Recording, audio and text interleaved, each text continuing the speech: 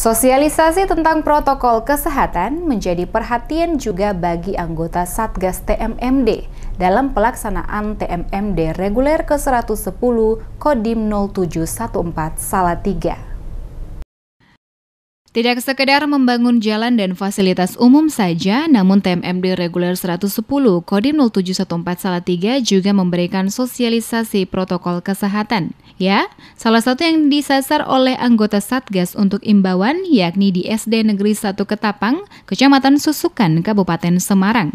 Dalam kesempatan itu, Satgas TMMD Kopda Indra Siswanto pun menyambangi sekolah tersebut. Saat baru datang ke sekolah, pria asli Jekulo Kudus itu pun disambut kepala sekolah dengan melaksanakan protokol kesehatan terlebih dahulu, lalu mengisi buku tamu. Kopra Indra pun mengungkapkan jika kedatangannya untuk mensosialisasikan protokol kesehatan. Setelah itu, ia lalu mengecek fasilitas cuci tangan di sekolah untuk warga sekolah. Tadi penyampaian Bu Guru, ya tujuan kita menyampaikan tujuan kita untuk mau memberikan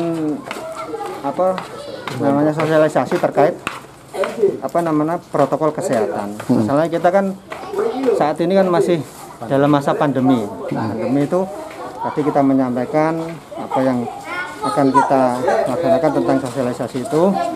Tapi ibu gurunya tadi kan sekarang posisinya belajar itu masih daring, sistem daring.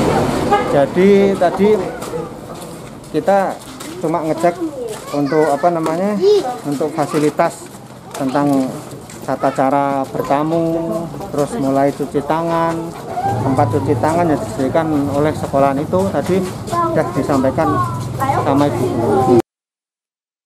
Dalam kunjungannya itu, ia menjabarkan jika saat ini memang masih dalam kondisi pandemi dan kegiatan siswa masih dalam keadaan daring atau terbatas sehingga kesehatan selalu dijaga. Setelah berkeliling sekolah dan mengecek fasilitas untuk cuci tangan, ia pun berpendapat jika sekolah ini dapat menerapkan protokol kesehatan dengan baik.